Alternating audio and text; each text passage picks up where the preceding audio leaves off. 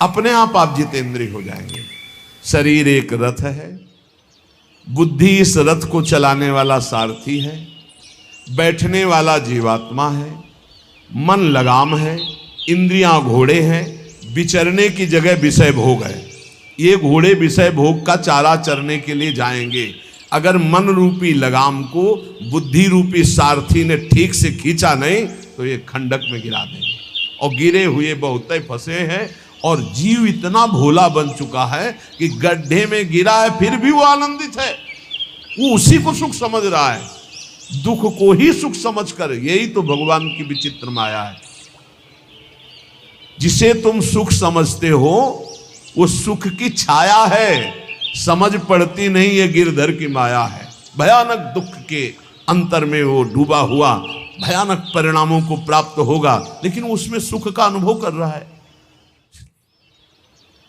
त्यक्त संगो जित क्रोधो लघ्वाहारो, तो अपने आप जितेंद्रिया हो जाएंगे। देख लेना, घृणा हो जाएगी यार, घृणा। कौन सा ऐसा सुख है जो घृणा के योग्य ना हो? लौकिक बढ़िया से बढ़िया पदार्थ खाओ, तत्काल हम उसे वापस उलटते हैं, देखने लायक नहीं रह जाएगा। चिकनी चमड़ी केवल देखकर फंस रहे हैं, कुछ नहीं, पूरा जीवन बर्बाद हो जाता है। धर्म के लिए तो सेवन करने के लिए ठीक है, बकाया भगवत प्राप्ति के लिए जितेंद्रिया चलो, ठीक से चलो।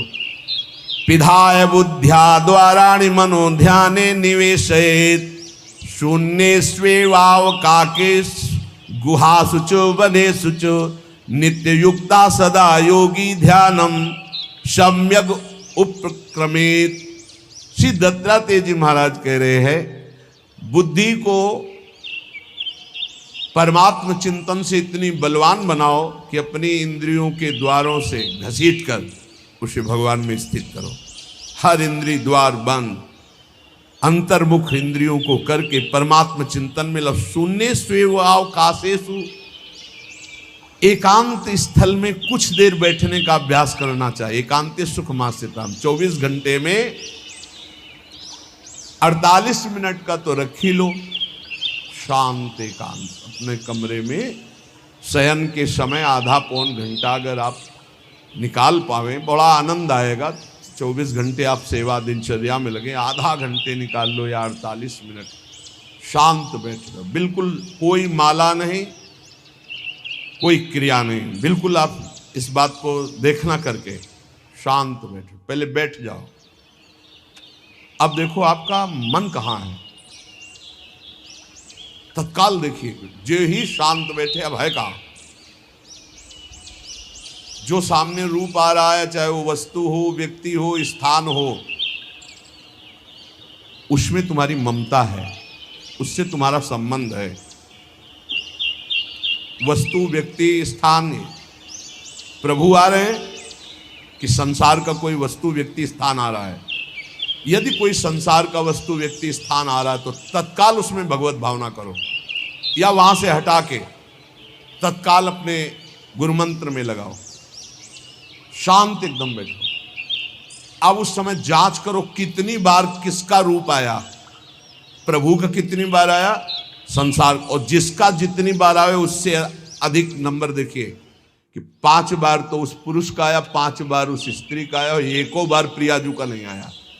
इसका मतलब अभी प्रियाजू में हमारा मन नहीं लगा, अभी यहाँ स्त्री पुरुष में, वस्तु में, व्यक्ति में, स्थान में लगा। जांच करो और हृदय में पश्चाताप करो। धिक्कार है, इतना समय हो गया, एक बार भी प्रियालाल का रूप नहीं आया। यही सांसारिक रूप आ रहे हैं, ये सांसारिक वस्तुएं आ रही। धिक्कार है हमारे मन को, धिक्कार है हमारे जीवन को। ये हम आपको आंतरिक बात कह रहे हैं।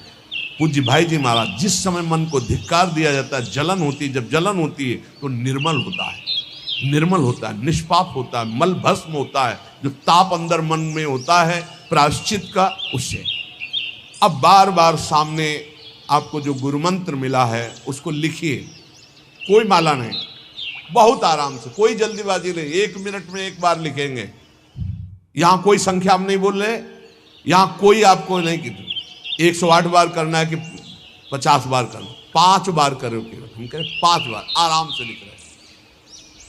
शांत बैठे, खूब आराम से बढ़िया रा बहुत बढ़िया, धा, राधा, राधा, रात। आप देख लीजिए, अब ये भाग जहां रहा है, पकड़ो कहां भाग के जा रहा है।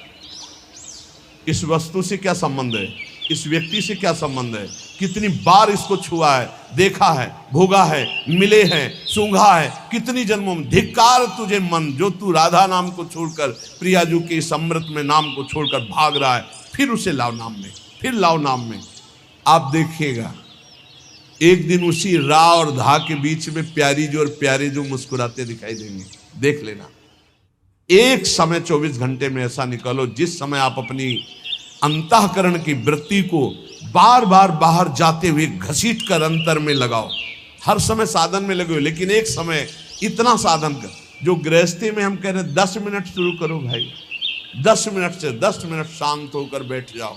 10 मिनट बैठने में क्या परेशानी, उस समय जांच करो, जहां जहां मन जाए वहां से हटाकर नाम में लगाओ। बार बार सुंदर स्वर्णिम अक्षरों से नाम लिख रहे, रंग बिरंगे अक्षरों से, रा और रंग से, बड़ी आखी मात्रा और रंग से, धा और रंग से, बड़ी आखी मात्रा और रंग से, ऊपर के ऐसे खेलो, मन को खिलाओ, राधा नाम में खिलाओ, डुबाओ इसमें। आप देख लेना, हमारी बात को समझ लो। केवल ये वो बात कह रहे हैं जो आपको प्रियाजू के रूप के ध्यान में डुबो देगी। यही राधा नाम रूप प्रकाशित करेगा। तेरो रूप कहे त नहीं आवे, सी हरिवंश कछुक जस गावे, वो रूप ये प्रकाशित कर देगा। तो कह रहे शून्य स्वेवाव काशेषु, एकांत स्थान में जहां आपको विक्षेप न पड़े। ऐसी वृत्ति के समय अगर आपको कोई शोरगुल सुनाई दे रहा हो, आपका अभ्यास दृढ़ नहीं, तो एक रुई को ऐसे कपड़े में करके, महीन कपड़े में 2 बना लो, ऐसे लगा लो, कान में लगा लो, आवाजें नहीं जाएगी। अब ध्यान करो, देखो साधन की प्रणाली।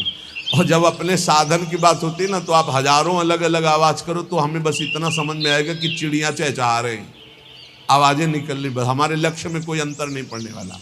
और अगर डूबना हो गया तो आवाज भी खत्म, श्रवणेंद्रिय होते हुए भी शोरगुल नहीं सुनाई देगा। पर प्रारंभिक दशा में ऐसा चाहिए। अगर आपको बार बार विक्षेप हो रहा हो, विक्षेप तो इतना कि घड़ी का टक टक भी बर्दाश्त नहीं होता, मन है ध्यान में बैठे ना, वो पहली बार एक खिड़की खुला है, खिड़की खुला है, खिड़की, अब उठो, पहले खिड़की बंद करके आओ। ये इसको बैठते ही देख लो कि कोई ऐसा प्रश्न तो नहीं कर रहा कि अमुक कोई बात हो, उसको निपटा दो पहले। हम सबसे पहला काम करते थे, अगर राधा वल्लभ जी के दर्शन करने जाने हो, हमें इत्र खरीदना, तो सबसे पहला काम हम इत्र खरीदेंगे। क्यों? ये दर्शन नहीं करने देगा, इत्र खरीदना है। बार बार कहेगा इत्र हमें दर्शन में नहीं डूबने देगा, तो पहले हम वो काम सब कर लेते थे जो राधा वल्लभ जी के दर्शन के बाद कर। अब दर्शन में तो केवल दर्शन। ऐसे ही जब हम ये जो 20 मिनट, 30 मिनट, 40 मिनट समय की बात करें, इसमें जब आपको समय देना हो तो कृपया मन के लिए कोई काम मत छोड़ना, वो बिल्कुल फुर्सत वाला। इसलिए हम कह रहे हैं सोने जाने के समय कि अब हम शयन करने जा रहे हैं, उस समय आप समय दीजिए। और अगर ये पहले ही बार में कह दे कि अमुक अमुक अमुक, तो तुरंत सुधार दीजिए, नहीं पूरे ध्यान में वही चलाएगा। वो बहुत बहुत ही विघ्नकारी रहता है जब तक निर्मल नहीं हो जाता। और जिस समय नाम पकड़ने लगता है, ऐसा आनंद आता है कि केवल रोने का मन करता है। आप इसको करिएगा जरूर, एकांत स्थल पे करिएगा। और जब ये करने विघ्न करे तो कान में श्रवण होता रहता है शोरगुल। तो ये हमने किया है प्रारंभ में, रुई में ऐसे, और एक महीन कपड़ा का बना के ऊपर कपड़ा से इसे और ऐसे खूब ठास के भर ले, अब आवाजें ले जाएंगी। अब अंदर राधा राधा राधा आनंद आएगा। ये प्रारंभिक है, ये आगे चल के इनकी जरूरत नहीं पड़ती अंतर्मुख होने पर। तो एकांत स्थल में जब इस तरह से साधना की जाती है तो उपासक का चित्त भगवदाकार होने लगता है। कह रहे हैं वही सच्चा सन्यासी है। वाग्दंड कर्मदंडश्च मनोदंडश्च ते त्रयः यस्यैते नियता दंडा सत्यदंडी महायतिः। श्री दत्तात्रेय जी महाराज कह रहे हैं वाग्दंड, जिसने वाणी को वाग्दंड मौन में स्थित कर दिया। वाग्दंड यही प्रपंच की वार्ता नहीं बोलनी, भगवद वार्ता केवल बोलनी। वाणी को दंडित करो, ये बहुत चटर चटर प्रपंच की बातें करती, नाम जपने में इसको थकान लगती है, प्रपंच की बातें करने में नहीं। इसलिए इसको मौन के द्वारा वाणी को शासन में रखो, या तो भगवत चर्चा या मौन। दूसरा कर्मदंड, जो सन्यासी होता है वो निष्कर्म अवस्था की तरफ बढ़ता है।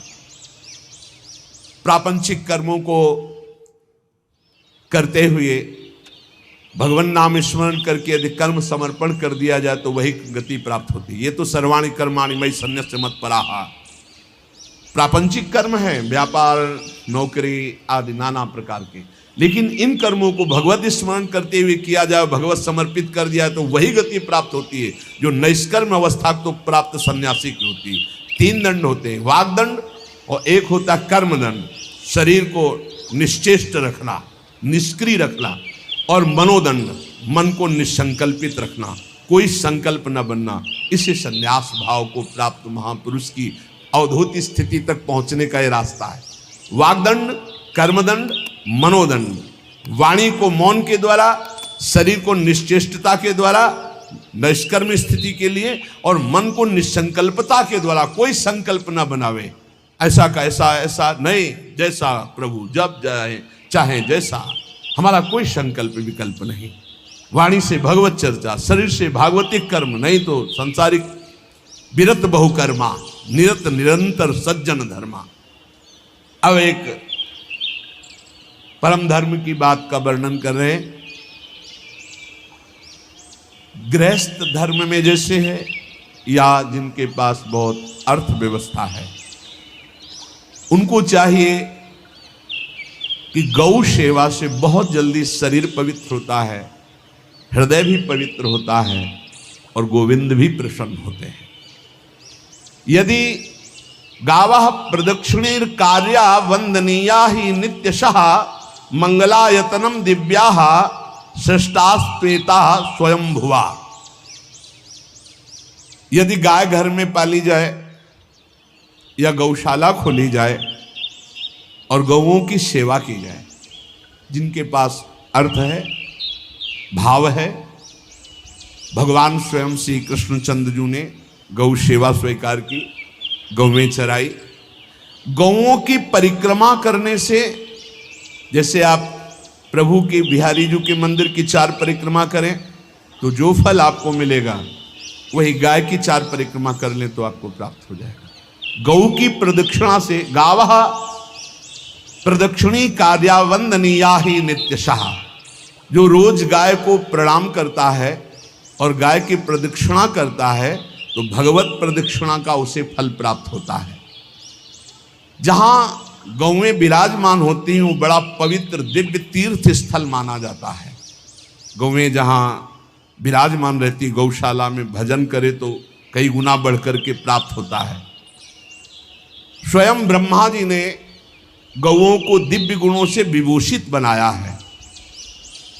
अप्यागाराणि विप्राणाम देवतायतनानि च यद गोमयेन शुद्ध्यंतिम किम ब्रूमो हृदिकम ततः। गाय के गोबर से जहां लेपा जाता है, वहां जिस देवता का आवाहन करोगे वही देवता आकर विराजमान हो जाएगा। अपवित्र भूमि में भी यदि गाय के गोबर का लेप कर दिया जाए तो परम पवित्र मानी जाती है। गाय बहुत पवित्र, जहां वो बैठती है, जहां वो मूत्र त्याग करती, गोबर त्याग करती, वो स्थान तीर्थ तुल्य पवित्र माना जाता है। भगवान जब गाय के पीछे पीछे चलते तो गोरज उड़कर उनके मस्तक पर विराजमान होती, उनके मुखार बिंद पर विराजमान होती। बाल गोविंद के अनिष्टों को दूर करने के लिए गाय के पूंछ को उनके ऊपर से झाड़ा देती थी मैया। जब गुरुमंत्र वैदिक सिद्धांत से दिया गया था पहली बार, तो पंचगव्य पिलाया गया था। गोमूत्रम गोमयम क्षीरम दधि सर्पिस्तथैव च गवाम पंच पवित्राणि पुनंत सकलम जगत। कितना भी बड़ा पापी हो, अगर पंचगव्य पिलाया जाए तो वो वैदिक मंत्रों को स्वीकार करने लायक हो जाता है, पवित्र हो जाता है। पंचगव्य में 5 चीजें गाय की होती है। गाय का मूत्र, गाय का गोबर, गाय का दूध, गाय का दही और गाय का घी, ये पांचों मिलाकर पंचगव्य पिलाया गया था। पहली बार जब वैदिक मंत्र दिया गया था तो पंचगव्य बनवाया था गुरुदेव भगवान ने सन्यास, और वो पिलाया था। ये पंचगव्य पिलाने से अपवित्रता का नाश होकर पवित्रता का संचार होता है। इसलिए धन्य है उनका जीवन जो गौ सेवा परायण है भगवत भाव से, गाय में साक्षात भगवान का भाव रखकर गौ सेवा करते हैं। त्रिषिता गौर गृहे बद्धा गेहे कन्या रजस्वला देवशास्त्र सन्निर्माल्य हंति पुण्यम पुराकृतम। यदि घर में गाय बंधी है और भूखी है और प्यासी है तो तुम्हारे सारे पुण्य नष्ट हो जाएंगे। अगर घर में रजस्वला कन्या बहुत काल तक है और उसका विवाह आप नहीं कर रहे हैं तो आपके सारे सुकृत नष्ट हो जाएंगे। यदि घर में ठाकुर जी विराजमान है, कर का पहनाया हुआ माला सुबह तुमने देख लिया तो तुम्हारे सारे पुण्य नष्ट हो जाएंगे, क्योंकि शयन कराते समय तुमने उतारा नहीं, अर्थात तुम सेवा में प्रमाद करते हो। तो देवतास्त्र सन्निर्माल्य हंति पुण्यम पुराकृतम। जैसे सुबह श्रृंगार किया तो रात्रि के शयन के समय वो हटा लेने चाहिए माले। जब हम शयन कराते हैं तो भले पुष्प शैया पे शयन कराएं पर माला नहीं धारण करें। श्रृंगार का माला अगर दूसरे दिन दर्शन किए क्यों पहने ठाकुर जी तो तुम्हारे सुकृत नष्ट हो जाएंगे। गाय बंदी हो घर में, वो प्यासी है और भूखी है, तुम्हारे सुकृत नष्ट हो जाएंगे। त्रिषिता गौर गृहे बद्धा, क्योंकि तुम्हारे पास है, सेवा करना चाहिए। यो वै गाम प्रतिसिद्धेन्तो चरंतिम च स्वतरणम नरहा तस्य पूर्वे च पितरा कंपन्ते पतनोन्मुखा। यदि गाय हरी हरी घास चर रही कहीं और तुमने डंडा ऊपर प्रहार किया और लाठी मारी तो तुम्हारे पितर खोपड़ी के बल नरक जाने के लिए तैयार हो गए। ये लिखा है चरंतिम स्वम तृणम नरहा तो तस्य पूर्वे च पितरा कंपन्ते पतनोन्मुखा। इसीलिए क्या भारत से कहीं किसी की तुलना हो सकती है जहां गौ को माता की पदवी दी गई, जहां गौ को हम आराध्य देव के रूप में मानते हैं, आराधना करते हैं। गौ रक्षा, गौ सेवा, ये बहुत बड़ा इसमें छुपा हुआ है। स्वयं भगवान अवतरित होकर गौ रक्षा, जब गाय के रूप में पृथ्वी रमाती तो भगवान का अवतार हुआ है। बड़ा विचित्र समय आता चला जा रहा है कि अब आधुनिक यंत्रों की ऐसी सेवाएं हो गई बड़ी बड़ी कि अब ना बैल की जरूरत है और ऐसे दूध की महंगाई बन गई कि अब देसी गाय 2 लीटर 3 लीटर 4 लीटर और ऐसी ऐसी कि 20-20 25-25 लीटर दे तो कौन देसी गाय को। गौओं का सेवा का भावना शास्त्र आज्ञा करता है कि जो प्रतिदिन अग्रग्रासे परोभावा कर्तव्यो भक्ति तोन्वहम अकृत्वा स्वयंहारम कुर्वम नापनोति दुर्गतिम। जे ही तुम्हारे गृहस्थ में घरों में पहले होता था, अब तो भगवान जाने, जे ही पहली रोटी तवा में गई तो वो निकाल करके पक्की रखी जाती थी गौग्रास के लिए, पहला रसोई में। तो इसमें लिखा प्रतिदिन स्वभोजनम, पहले स्वयं भोजन न करके गाय के लिए ग्रास निकालना चाहिए। तो जिनके पास अर्थव्यवस्था जो गृहस्थ धर्म में है या जिनके पास अर्थ है, कुछ रोज 1 रुपया निकालो। हम कह रहे रोज निकालो तो महीने में 30 रुपया होते। 30 रुपया में एक गाय को हरी घास तो एक टाइम पवा ही सकते हो ना, बहुत नहीं है तो 1-1 रुपया निकाल के अगर एक गाय को चारा दोगे तो एक बार का भोजन तो हो ही सकता है। 30 रुपया में हरी घास जाकर के उसके दावा एक बार तो पवा दोगे ना।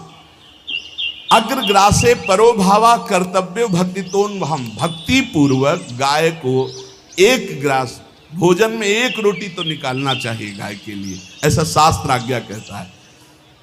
जो ऐसा करता है तो अकृत्वा स्वयमाहारम कुर्वन् नाप्नोति दुर्गतिम, अपने आहार से 1 रोटी निकालकर गाय को देता है और स्वयं 3 रोटी भले पाले 1 रोटी गाय को दे दी तो बोले उसकी दुर्गति नहीं होगी, अर्थात उसके अंदर भाव बढ़ता चला जाएगा वो भगवान की भक्ति में। और तेनाग्नयो हुता सम्यक पितरश्चापि तर्पिताः देवास पूजितास्ते ने यो ददात गवान्हिकम, जो प्रतिदिन गौग्रास निकालता है, अर्पित करता है, तो उसको अग्निहोत्र करने का फल मिलता है, उसके पितरों को तृप्ति मिलती है और समस्त देवताओं के पूजन का फल मिल जाता है जो गौग्रास निकालता है। यो वै ताड्यते यष्ट्याधेनुम मर्त्यो विमूढ़धि, जो मूर्ख मनुष्य, जैसे अब गाय दूध नहीं दे रही, मार डंडे डंडे मार रहे हैं, इंजेक्शन लगा रहे हैं, ऐसे वैसे कर रहे हैं, उसको ताड़ना दे रहे हैं, तो बोले जो मूढ़ बुद्धि मूर्ख मनुष्य, यो वै ताड़ते यष्ट्याधेनुम मर्त्यो विमूढ़धि, वो गाय को लाठी से मारता है, डंडे से मारता है, हाथों से मारता है, तो धर्मराजस्य नगरेशा याति करवर्जिताहा, धर्मराज जी पहले अपने नरक में ले जा करके उसके कहते थोड़े थोड़े तिल तिल करके पहले इसके हाथ काटो, मरना है नहीं वहां, अब आराम आराम से थोड़े थोड़े पहले हाथ वर्जिताहा, इन्हीं हाथों से गाय को मारा था ना, वैसे जो थोड़ा थोड़ा काटा जाता है उसके हाथ, कर वर्जिता हा, उसके दोनों हाथ काट करके थोड़े थोड़े।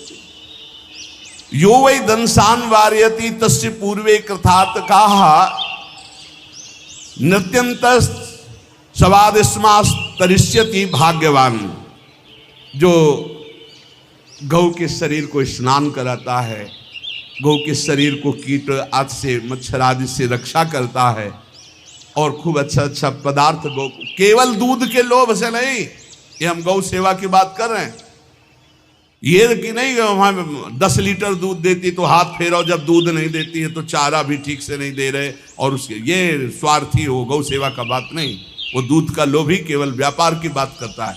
गौ सेवा का तात्पर्य है गौ सेवा, केवल खूब बछड़े को पिला दिया प्रसाद रूप से जो दूध मिला उसका अपने सेवन की, वो बात तो अलग है। अब बछड़े को तो जरा सा केवल पिन्हाने के लिए कर दिया और खूब सारा दूध लीटर में नाप करके जा रहा है, और उस समय तक तो खवाओ पियाओगे ही खूब अच्छे से, इसके बाद जब दूध देना बंद किया तो उसका आदर सत्कार खत्म, खोल के बाहर ऐसे वो प्लास्टिक खाते घूम रही है, तो ये गौ सेवा नहीं मानी जाएगी, वो स्वार्थ पूर्ति मानी जाएगी। जो सदैव गौ सेवा करता है, उसके डांस मच्छर हटाता है, स्नान कराता है, पीठ में हाथ फेरता है, उसके पूर्वज जो पितर होते हैं वो नाच पड़ते हैं, उनका मंगल होना शुरू हो जाता है कि हमारे वंश में गौ सेवक पैदा हुआ, बड़ा भाग्यवान है और वो गौ के द्वारा हमें तार देगा, ऐसा भाव। गौ सेवा हमारे सनातन धर्म में बहुत बड़ा स्थान गौ सेवा का है। पर एक बात ध्यान रखें, इन सब सेवा का फल है भगवान के चिंतन में निरंतर वृत्ति डूब जाए, हमारी एक एक वृत्ति एक एक क्षण भगवान के चिंतन में डूब जाए। अगर नहीं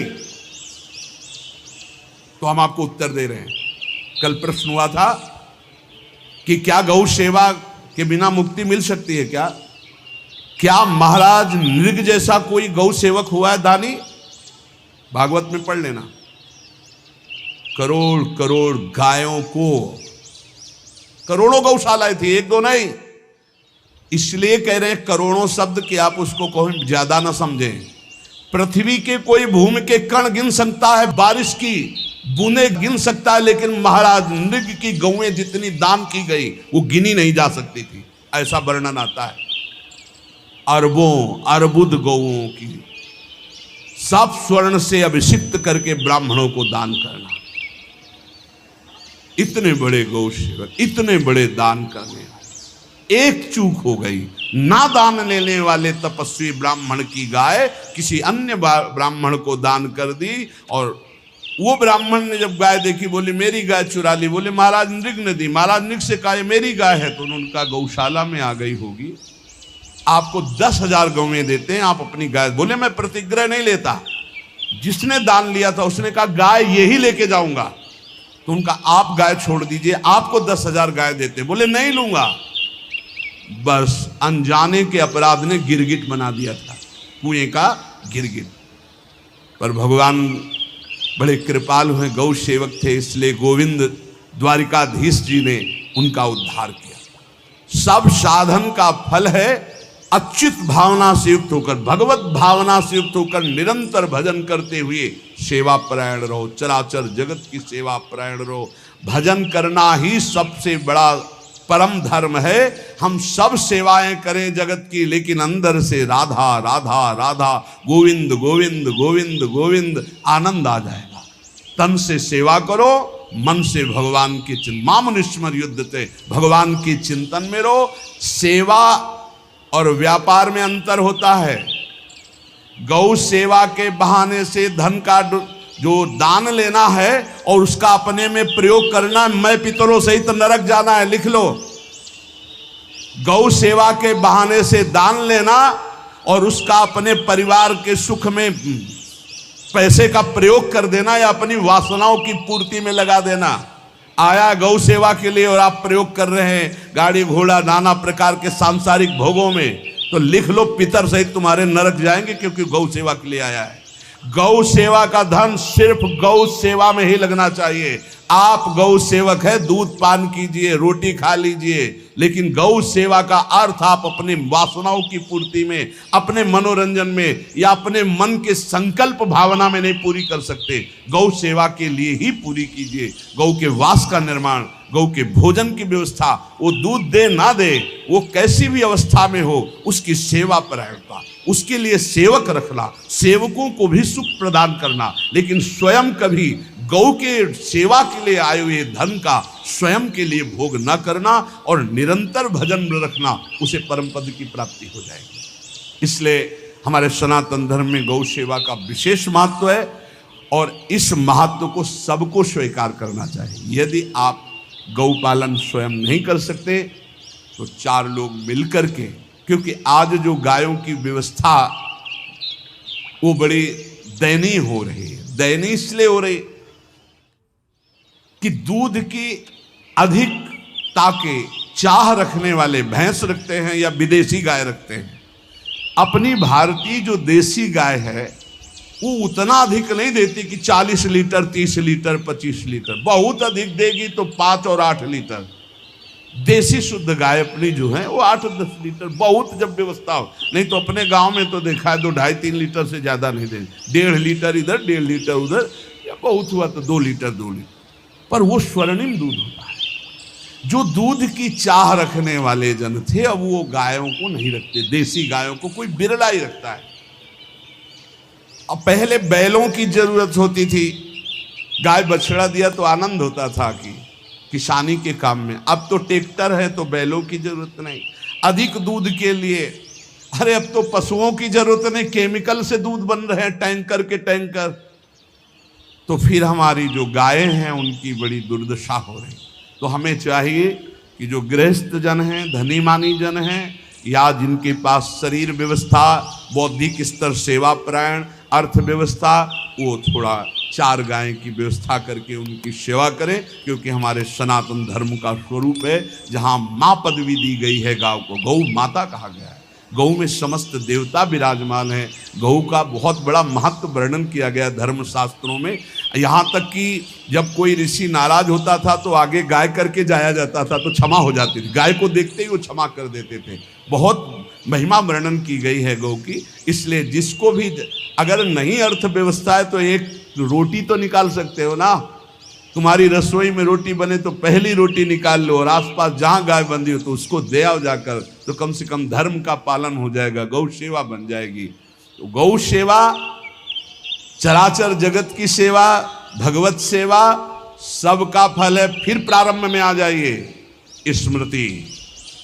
योगी हो तो चित्त की वृत्ति का निरोध करके परमात्माकार, ज्ञानी है तो चित्त वृत्ति का लय करके स्वरूप स्थित, भक्त है तो एक एक वृत्ति सावई मनः कृष्ण पदार विंदयो। भगवान के चरण में, भगवान के नाम में, भगवान के रूप में, भगवान की लीलाओं में।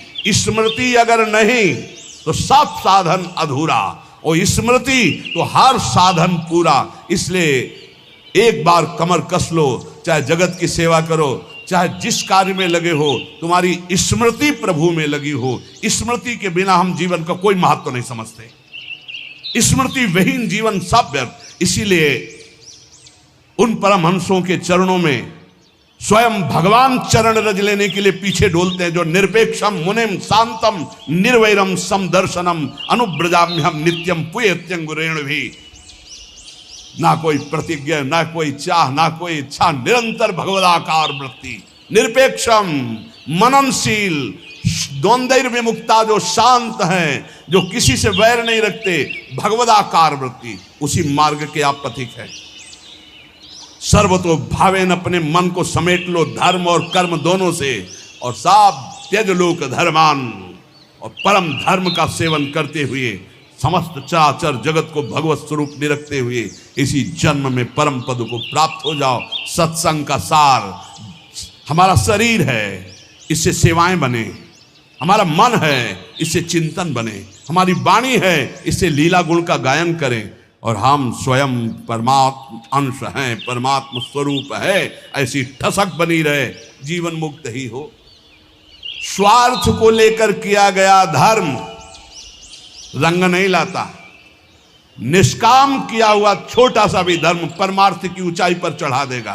ध्यान रखना, परमार्थ की ऊंचाई पर चढ़ा देगा। इसलिए निष्कामता सब सोहित, निष्कामति। श्री वृंदावन विश्राम, श्री राधा वल्लभ लाल को हृदय ध्यान मुख नाम।